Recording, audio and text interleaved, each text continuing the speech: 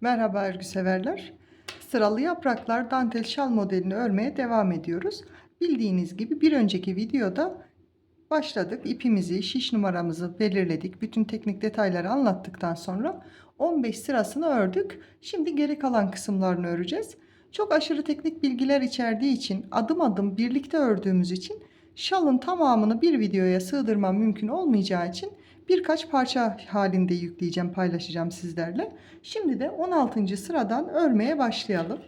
16. sırayı örmeye yine kenar ilmeklerimi örerek başlıyorum. İlk ilmeğimi örmeden aldım ve 4 tane kenar haroşa ilmeklerimi örüyorum. 4 ilmeğimi ördükten sonra çevir ör, dola, 3 düz, dola, çevir ör, dola, 3 düz, dola, sola kes. Yani ilmekleri, 2 ilmeği gelişine göre ikisini birlikte örüyoruz. Ve 5 düz, 4, 5 düz ve sağ kes yapıyoruz. Ben sağ kesleri bildiğiniz gibi arkadaki ilmeği öndeki ilmekle yer değiştirip ikisini bir düz olarak örüyorum. Bu işleme de sağ kes diyoruz. Dola, 3 düz, dola, çevir ör. Çevir örlerimizi çevirdikten sonra düz örüyoruz. Dola, 3 düz, dola, bu şekilde çeviriyorum ve düz ördüm. Dola, 3 düz, dola, çevir ör, dola, 3 düz, dola, çevir ör, dola, 3 düz, dola, çevir ör öreceğiz. Bu çevir ör şu bitirdiğimiz yaprağı kapattığımız ilmeğe denk geliyor. 3 düzden sonra doladım. Çevir ör, dola, 3 düz, dola, sola kes. Yani 2 ilmeği birlikte ör. 5 düz, 5 düzden sonra 2 ilmeğin yerini değiştiriyorum ve sağ kes olarak örüyorum. Farklı teknikle yapıyorsanız o şekilde de örebilirsiniz. Ben bu şekilde örüyorum şallarımı. 5 düz sağ kes yaptıktan sonra dola, 3 düz, dola, çevir ör, dola, 3 düz, dola, çevir ör yaptıktan sonra orta merkeze geldik. Bu sırada orta merkezden sonra nasıl başlandığını göstereceğim ama video çok uzamasın diye şöyle bilgilendireyim. Tıpkı önceki videoda bahsettiğim gibi bu kenar ilmeklerden sonra başlayıp ne ördüysek, nasıl ördüysek orta merkezden sonra da aynı şekilde örmeye devam ediyoruz. O yüzden bu sırada sol kısmı da birlikte öreceğiz. Ama diğer sıralarda ben kenar ilmeklerden sonra sağ kısmını orta merkeze kadar göstereceğim. Sol kısmını da tıpkı bu sağda yaptığımız gibi aynı şekilde siz arka planda, ben de arka planda örüp bu şekilde daha pratik bir anlatım olacağını düşünüyorum. Şimdi en son ilmek ayracımı çektim. Örgümüzün sol kısmına başladık. Yani kenar ilmeklerden sonra ördüğümüz kısımdayız. Tekrar çevir örle başlıyorum. Çevir ör, dola, 3 düz, dola, çevir ör, dola, 3 düz, dola, sola kes, 1 2 3 4 5 düz ördüm ve şimdi sağ kes yapıyorum. Arkadaki ilmeği öndeki ilmekle yer değiştirip ikisini birlikte düz olarak ördüm. Sağ kes yaptıktan sonra dola, 3 düz, dola, çevir ör, dola, 3 düz, dola, çevir ör, dola, 3 düz, dola, çevir ör, dola, 3 düz, dola, çevir ör, dola, 3 düz, dola, çevir ör, dola, 3 düz, dola, sola kes, yani 2 ilmeği birlikte düz ör, 5 düz, 5 düzden sonra 2 ilmeğin yerini değiştirerek sağa kes örüyorum. Dola, 3 düz, dola, çevir ör, dola, 3 düz, dola, çevir ör yaptıktan sonra kenar ilmeklerimi örerek sırayı tamamlıyorum. Arka sırasında tersleri ters, düzleri düz olarak örüp bir sonraki sırada birlikte örmeye devam edelim. 17. sırada kenar ilmeklerimi ördüm. Çevir ör, bir düz, dola, 3 kez, yani 3 ilmeği birlikte örüyoruz. Ortadaki ilmeği ilk ilmekle yer değiştirip 3 kez, dola, tekrar 3 ilmeği birlikte keseceğiz. Burada ortadaki ilmekle ilk ilmeğin yerini değiştirip 3 ilmeği birlikte örüyorum.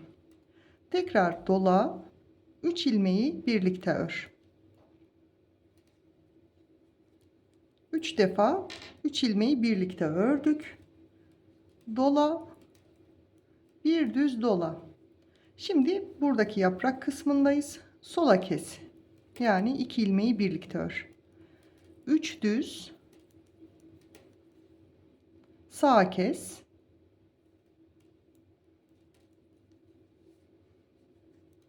Dola, bir düz dola.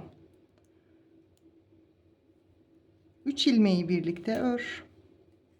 Tekrar dola, 3 ilmeği birlikte ör. Dola, 3 ilmeği birlikte ör. Dola, 3 ilmeği birlikte ör. Dola, 3 ilmeği birlikte ör. Dola, 3 ilmeği birlikte ör. Dola, 3 ilmeği birlikte ör. Dola, 3 ilmeği birlikte ör. Dola, 3 ilmeği birlikte ör. Dola, 3 ilmeği birlikte ör. Dola, 3 ilmeği birlikte ör. Dola, bir düz dola, sola kes. Şimdi kaç tane yaptık bu 3 ilmeği birlikte ör kısmını hemen buradan bakalım. Yaprağımızı gördük, burada ördük. 3 düzden sonra sağa kes yaptık. Sonra dola, bir düz dola yaptıktan sonra bunlar 3 ilmeği birlikte kestiğimiz ilmekler. Hemen sayalım. Dola, bir düzden sonra 1 2 3 4 5 6 7 8 9 10 ve 11 defa dola, 3 ilmeği birlikte kes yaptıktan sonra dola, bir düz dola ve sola kes yaptık. 3 düz ve sağa kes. 2 ilmeğin yerini değiştiriyorum bu şekilde. Sağa kes yaptım. Dola, bir düz dola, 3 ilmeği birlikte kes. Dola, 3 ilmeği birlikte kes ya da birlikte ör. Dola, 3 kez. Yani 3 kez 3 ilmeği birlikte ör. Artık sizin nasıl alışkanlığınız varsa. Burada da 3 ilmeği 3 kez birlikte yaptıktan sonra, ördükten sonra dola, bir düz ve çevir ör. Orta merkeze geldim. İlmek ayracımla işaretimi koyuyorum ve tekrar kenar ilmeklerden sonra yaptığım gibi çevir ör, bir düz ve 3 defa 3 ilmeği birlikte ör şeklinde sıra sonuna kadar tıpkı burada yaptığımız işlemin aynısını yaparak bir sonraki sıraya birlikte devam edeceğiz. 18. sırada kenar ilmeklerden sonra çevir ör, sola kes, yani 2 ilmeği birlikte ör, dola, çevir ör, dola, 3 düz, dola, çevir ör, dola, 3 düz ve yaprak kısmımıza geldik. Burada yapraklarımızı kapatacağız. Son olarak 3 düz yaptıktan sonra bir dola. Burada gördüğümüz yaprağa ait ilmekler toplam 5 tane. Bu 5 ilmeği tek seferde kapatacağız. Dolama ilmeğim burada, onu bırakmıyorum. Burada ilk sola kes yaparken kullandığımız ilk ilmeği bu şekilde aldım sağ şişime. Buradaki 4 tane ilmeğim var. Sonuncusunu ilk ilmeğin önüne getiriyorum. Düzgün bir kapatma olması için bu şekilde yapıyorum. Ve 4 ilmeği birlikte düz olarak ördüm. Ve bu sağ şişime örmeden aldığım ilmeği de bu ilmeğin üzerinden geçirdim. Bu şekilde yaprağımızı kapatmış olduk. Şimdi 5 ilmeği kapattıktan sonra dola, 3 düz, dola, çevir ör, dola, 3 düz, dola, çevir ör, dola, 3 düz, dola, çevir ör, dola, 3 düz, dola, çevir ör, dola, 3 düz, dola, çevir ör, dola, 3 düz, dola, çevir ör, dola, 3 düz.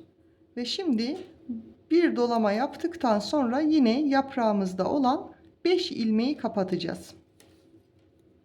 Nasıl yapıyordum? 3 düzden sonra bir dolama yaptım. Yaprağın ilk ilmeğini örmeden sağ şişime aldım ve bu sonuncu ilmeğini, burada 4 ilmek var yaprağa ait, sonuncu ilmeğini ilk ilmeğin önüne getirip yer değiştiriyorum bu şekilde ve 4 ilmeği birlikte ördüm. Ve bu sağ şişime aldığım, örmeden aldığım ilmeğimi de bu ilmeğin üzerinden geçirdiğimde yaprağımı düzgün bir şekilde kapatmış oldum.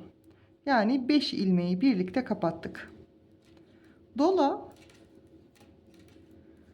3 düz, dola, çevir ör, dola,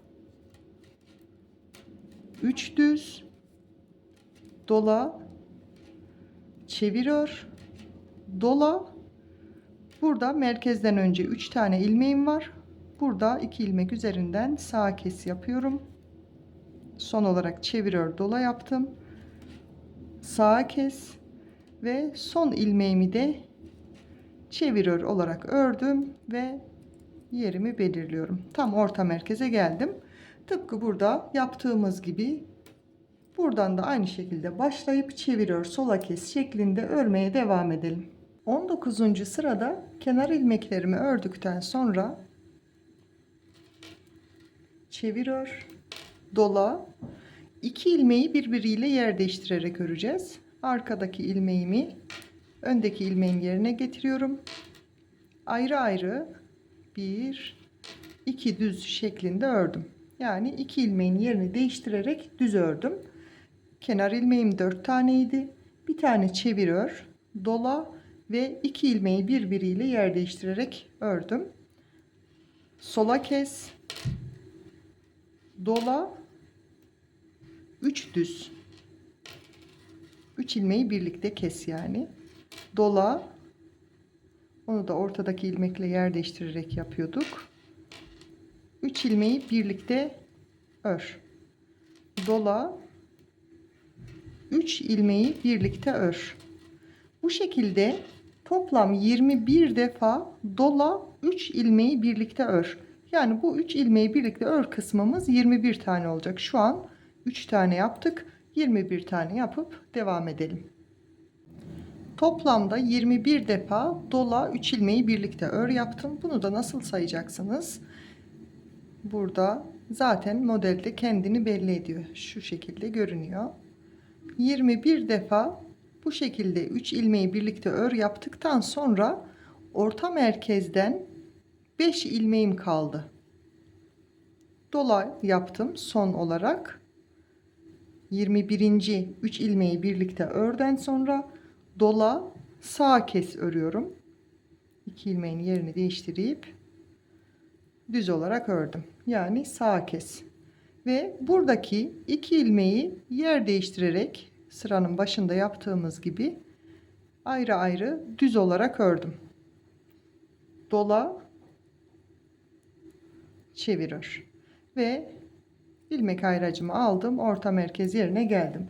Şimdi tekrar tıpkı kenarda kenar ilmeklerini yaptıktan sonra ördüğümüz gibi çevir ör, dola, 2 ilmeği çaprazla ve sola kesten sonra 21 defa dola, 3 ilmeği birlikte ör ve bu şekilde sıra sonuna kadar ördükten sonra arka yüzünde örüp örmeye devam ediyoruz şalımızı. Hemen şalımızın nasıl göründüğüne bakalım. Şöyle gerdirerek gösterirsem daha belli olacak. Bunlar 3 ilmeği birlikte kestiğimiz yerler. Ve şimdi 20. sıraya geldik. 4 kenar ilmeğiyle başlıyoruz ve şal boyunca devam edecek demiştik. 4 kenar ilmeğimiz haraşo olarak her iki kenarda da ilk ilmeğimi örmeden aldım ve 4 kenar ilmeğimi haraşo olarak ördüm. Çevir ör, dola, çevir ör, dola yaptıktan sonra yine aşağıdaki sırada 2 ilmeği yer değiştirerek örmüştük. Burada da aynı şekilde arkadaki ilmeği öne getiriyorum ve ayrı ayrı düz olarak 2 ilmek şeklinde ördüm. Şimdi 3 ilmeği birlikte öreceğiz ama bu kez geldiği gibi öreceğiz. Yani bütün ilmekleri tek seferde alıp düz olarak ördüm. Dola, 3 düz, dola, çevir ör, dola, 3 düz, dola, çevir ör, dola, 3 düz, dola, çevir ör, dola. Yani bir alt sırada 3 ilmeği birlikte kapattığımızda onun üstündeki sırada bu ilmeklere denk gelen yerleri dola, 3 düz dola, dola, çevir ör, dola şeklinde örüyoruz. Son olarak çevir ör yapmıştım. Dola, 3 düz, dola, çevir ör, dola, 3 düz, dola, çevir ör, dola, 3 düz, dola, çevir ör, dola, 3 düz, dola, çevir ör, dola, 3 düz, dola, çevir ör, dola, 3 düz, dola, çevir ör, dola, 3 düz, dola. Şimdi ilmeklerimi sayıyorum. 3, 6, 7 ilmeğim kaldı merkezden önce. Son olarak 3 düz dola yaptıktan sonra yine burada yaptığım gibi bir 3 ilmeği birlikte öreceğim ama burada da 3. ilmeği, yani 3 ilmeği birlikte öreceğim için 3. ilmeği ilk 2 ilmeğin önüne getirerek üçünü birlikte örüyorum. Merkez ilmeğimden önce 7 ilmek kalmıştı. 3 ilmeği birlikte ördüm. Hemen yanındaki 2 ilmeği yer değiştirerek ayrı ayrı düz olarak örüyorum. Dola, çevir ör, dola, çevir ör yaptıktan sonra orta merkeze geldim ve sağ kısmında ördüğüm gibi sol kısmını da örüp bir sonraki sırada birlikte devam edelim. 21. sıraya geldiğimde önce ilmek sayısını vermek istiyorum. Kenar ilmekler dahil orta merkeze kadar toplamda 77 ilmeğim var. Kenarda olan haroşa ilmeklerimle, yani dört kenar ilmeğim dahil 77 ilmeğim var. Orta merkeze kadar aynı sayının sol tarafta da olması lazım. İlmeklerinizi sayın. Hani bir eksik fazla olmaması gerekiyor. Eğer benimle birlikte örüyorsanız zaten aynı şekilde devam ettiğimiz için eksik olmayacaktır ama ilmek sayısı da önemli diye belirtmek istedim. Şimdi 21. sırada 4 tane kenar ilmeğimi ördüm. Çevir ör, bir düz, dola, çevir ör, dola, bir düz yaptık. Hemen yanındaki 2 ilmeği yer değiştirerek ayrı ayrı düz olarak örüyorum. Sol kes, dola, 3 ilmeği birlikte ör. Ortadaki ilmeği öne getirip örüyorum. Dola, 3 ilmeği birlikte ör. Dola, 3 ilmeği birlikte ör. Bu 3 ilmeği birlikte ör kısmı toplam 19 tane olduktan sonra yine birlikte örmeye devam edelim. Dola 3 ilmeği birlikte ör kısmını 19 tane ördüm. Şu şekilde sayıyoruz. 1, 2, 3 şeklinde 19 tane ördüm. Son olarak 3 ilmeği birlikte ördüğüm kısım bu. Bir dolama yaptım ve sağa kes örüyorum. Sağa kes. 2 ilmeği yer değiştirerek ayrı ayrı düz olarak ördüm. Bir düz, dola, çevir ör, dola, bir düz ördükten sonra çevir ör yapıp orta merkeze geldim. Burada yaptıklarımızı yine sol kısımda da uygulayacağız.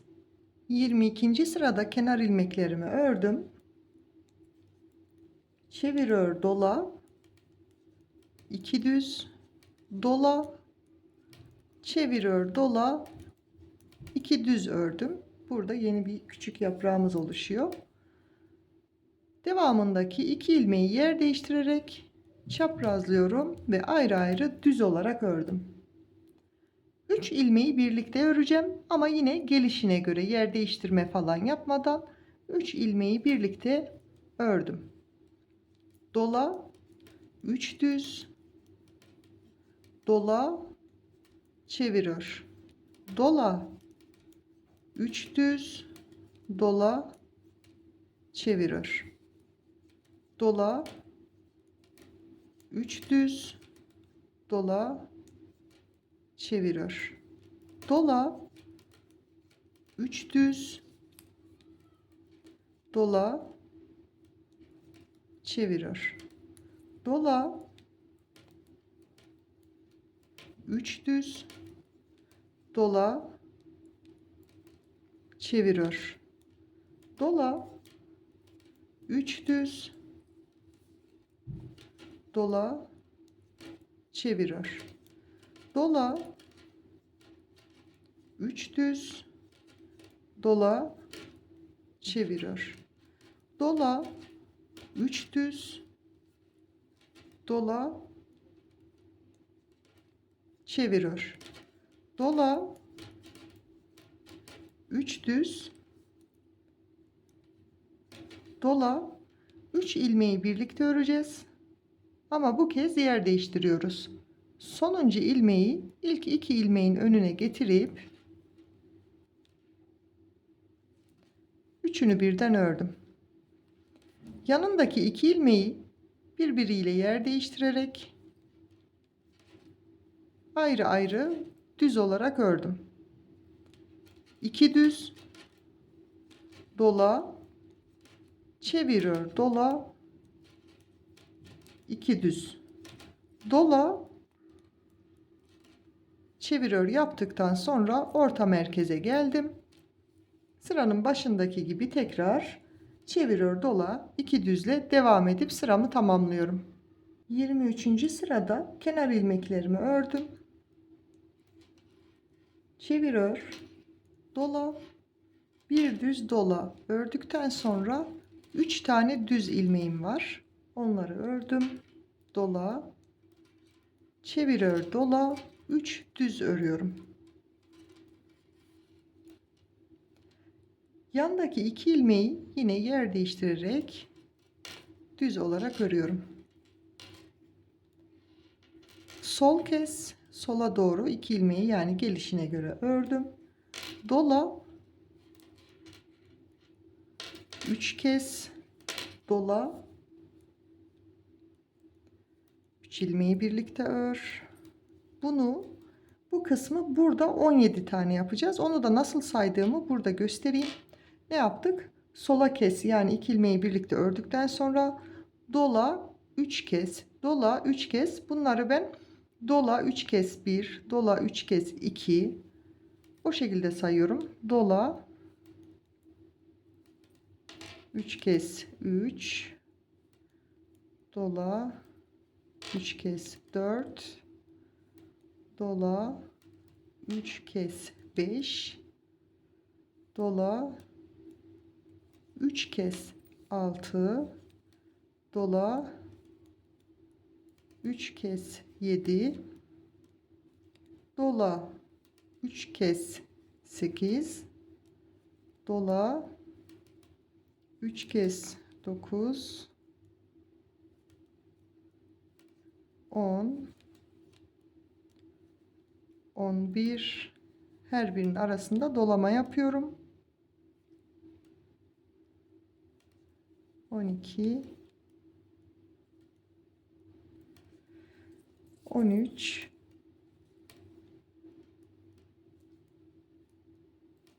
14, 15, 16, 17.yi de ördüm. Yani her birinin arasında dolama yaparak 17 defa dola, 3 kez dola ördükten sonra tekrar dola, sağa kes. Yani arkadaki ilmeği öndeki ilmeğe getiriyorum. Bu şekilde saymayı gösterdim ki bu daha kolay oluyor. Hani akılda kalıcı oluyor. Hem kaç tane yaptığınızı sonra dönüp saymak zorunda kalmıyorsunuz.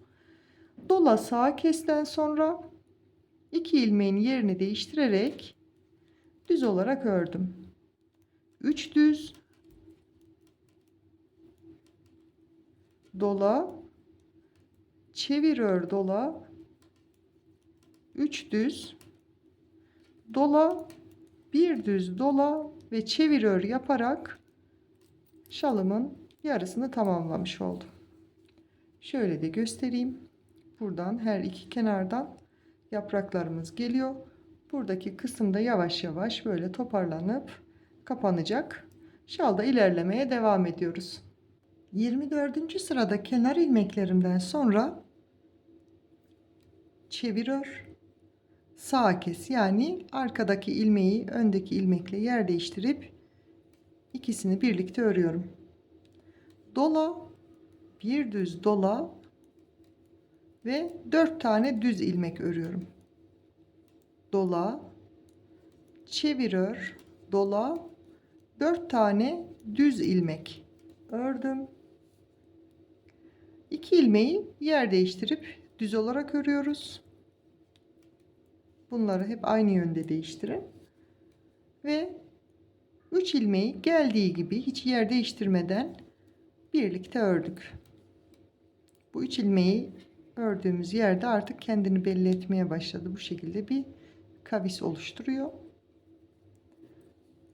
3 ilmeği birlikte ördükten sonra dola, 3 düz, dola, çevir ör, dola, 3 düz, dola, çevir ör, dola, 3 düz, dola, çevir ör, dola, 3 düz, dola, çevir ör, dola, 3 düz, dola, çevir ör, dola, 3 düz, dola, çevir ör, dola,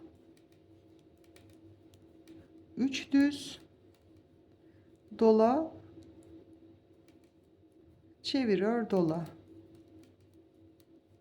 3 düz, dola, 3 ilmeği birlikte öreceğiz ama 3. ilmeği öndeki ilmeklerin yerini değiştirerek, onların önüne getirerek 3 ilmeği birlikte örüyorum. Başta bu şekilde bir kavis oluyordu. Burada da bu 3 ilmeği kestiğimiz yerden bu tarafa doğru bir kavis oluşacak. 3 ilmeği kestikten sonra 2 ilmeğin yerini değiştirerek ayrı ayrı düz olarak ördüm. 4 düz, dola, çevir ör, dola, 1 2 3 4 düz, dola, 1 düz, dola, sola kes. Yani 2 ilmeği birlikte ördüm ve son ilmeğimi de çevir ör ördükten sonra şalımın yarısını ördüm. Diğer yarısı da kenar ilmeklerden sonra ördüğümüz gibi örülüp tamamlanması lazım. Şimdi hangi sırada olduğumuzu şalın üzerinden göstermek istedim. Ve burada da şu detaya da dikkat etmenizi istiyorum. Bu şalın gerdirme yapılmış, gerdirildikten sonra buhar ütüsü verilmiş hali. Bu da elimizde örerkenki hali. Yani bunu normal örgü şallardan ayıran özellikle, dantel görünümünü veren özellikle bu. Örerken bu şekilde görünüyor. Gerdirme işleminden sonra böyle tül gibi zarif oluyor. Şimdi biz neredeyiz? Buradan şöyle göstereyim. Bu kısımlarını yaptık, tamamladık. Burada üzerindeki yaprağı da yaptık, tamamladık. Şöyle net görünüyor mu? Burada iki yaprağı da tamamladık. Bu orta kısmı yaptıktan sonra bu iki yaprağı da tamamladık. Şimdi az önce bahsetmiştim. 3 kez bir sırada ikisini bir örüyorduk. Bir sırada üçünü birden böyle kavis oluşuyor diye bahsetmiştim. Her iki taraftan bu kavisleri yapıyoruz. Şimdi buradaki yaprak kısmına başladık. Yani biz buradayız. Şu sıradayız şu anda. Şimdi bu sırayı örüp devam edeceğiz. Onu da buradan tekrar göstereyim. Ebat ölçü farkı da oluyor. Gerçi ben bunu 4 milimle ördüm. Bunu 4,5'la örüyorum ama gerdirmeden önce hemen bakın. Başladığım noktaya getiriyorum. Böyle bir arada fark da var. Hem görüntü açısından hem ölçü açısından farkını net bir şekilde görüyorsunuz. Şöyle yakından tekrar göstereyim. Şimdi buradaki yaprak kısmını örüyoruz. 25. sırada kenar ilmeklerimi ördükten sonra bir tane çevir ör şeklinde ördüm. Hemen sıradaki ilmeği örmeden alıyorum. 2 ilmeğimi düz ördüm ve örmeden aldığım ilmeği bu iki ilmeğin üzerinden geçirdim. Dola, bir düz dola ve 11 tane düz ilmek örüyorum. 1 2 3 4 5 6 7 8 9 10 11 tane düz ilmekten sonra 2 ilmeğin yerini değiştirerek ayrı ayrı düz olarak ördüm. Sola kes, yani 2 ilmeği birlikte ördüm. Dola, 3 ilmeği birlikte ör, yani 3 kez dola, 3 kez sırasındayız. Bu sırada bu kısmı 15 tane yapacağız. Ben de onu dola 1, dola 2 şeklinde sayacağım. Her söylediğimde bir dola ve bu şekilde ortadaki ilmeği başa getirerek üçünü birlikte ördüğümü sayacağım. Takibini o şekilde yapabilirsiniz. Sola kes ördükten sonra dola 3 kez, dola 3 kez olarak 2 defa ördüm. Dola 3, dola 4, dola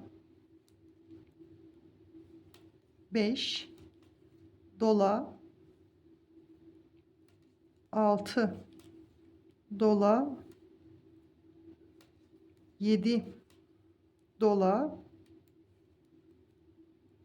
8, dola 9, dola 10, dola 11,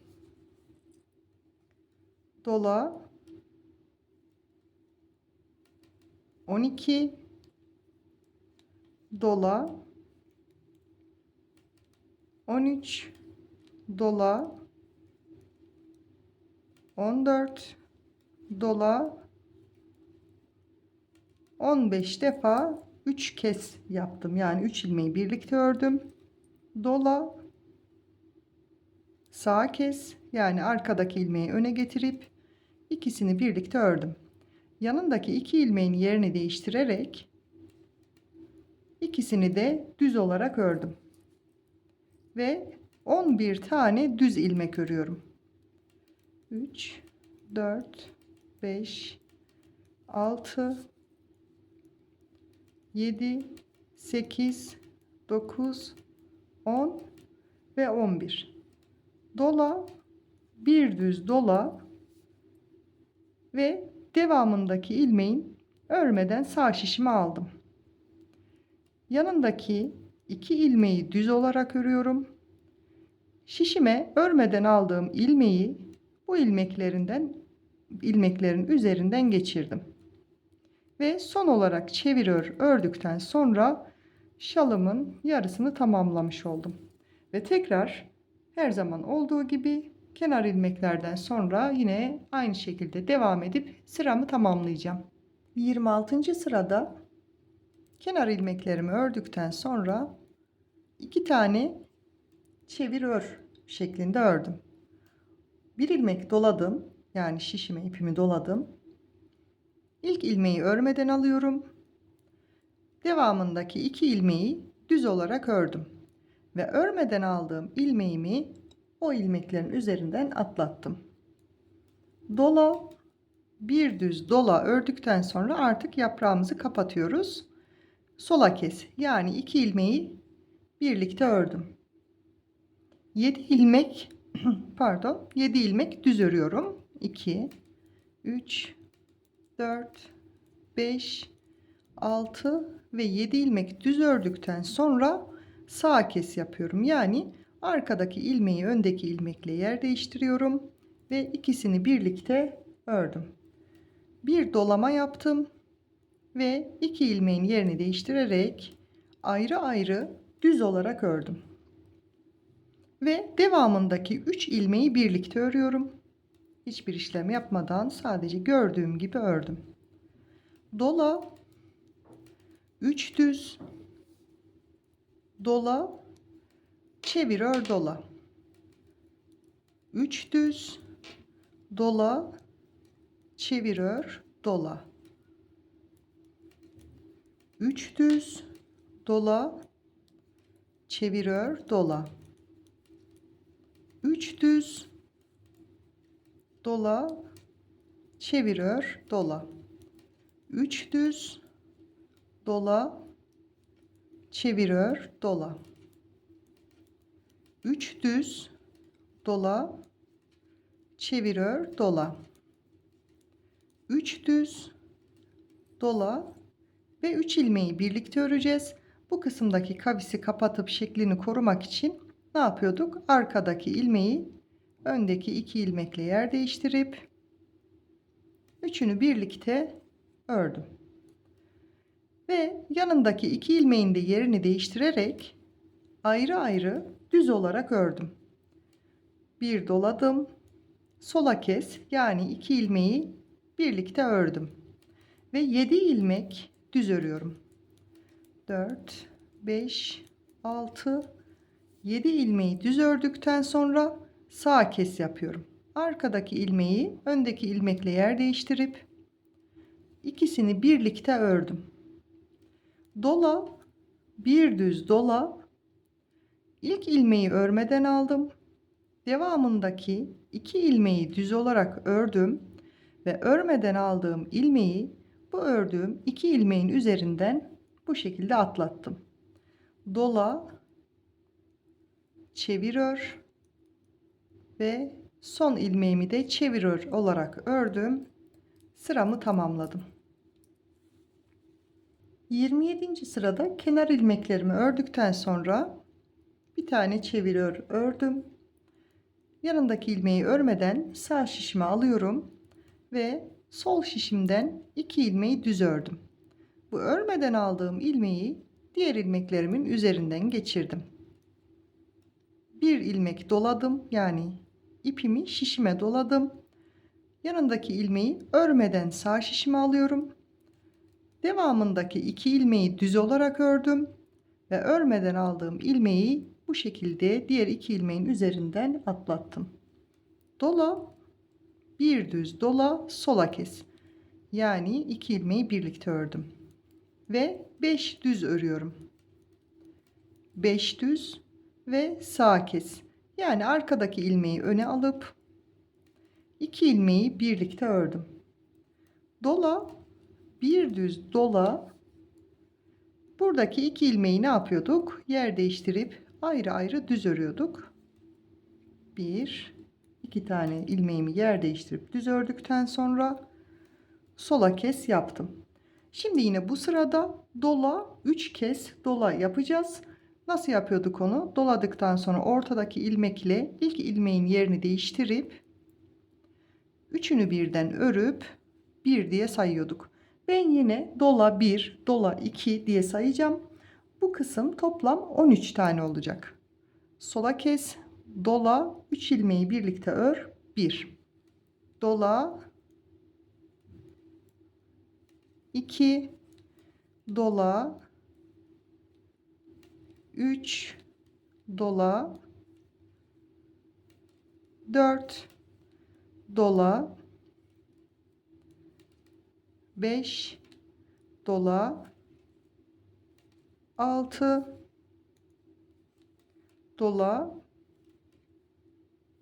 7, dola, 8,